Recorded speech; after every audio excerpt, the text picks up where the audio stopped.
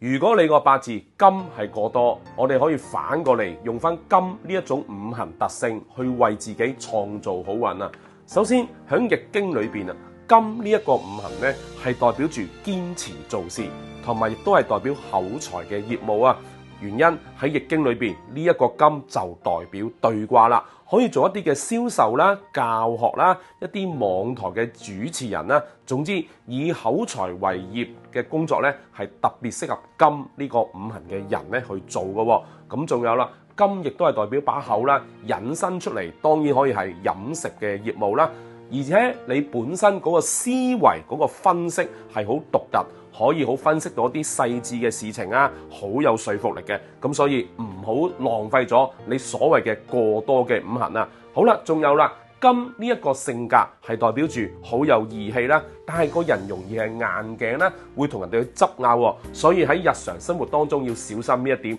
唔好被情義所累啦。好啦，你嘅好運嘅顏色係紅色啦、粉紅色啦、淺藍色。衣服啊、衣飾啊、飾物啊、屋企嘅裝飾可以多一啲呢啲顏色，會為你提升運程嘅。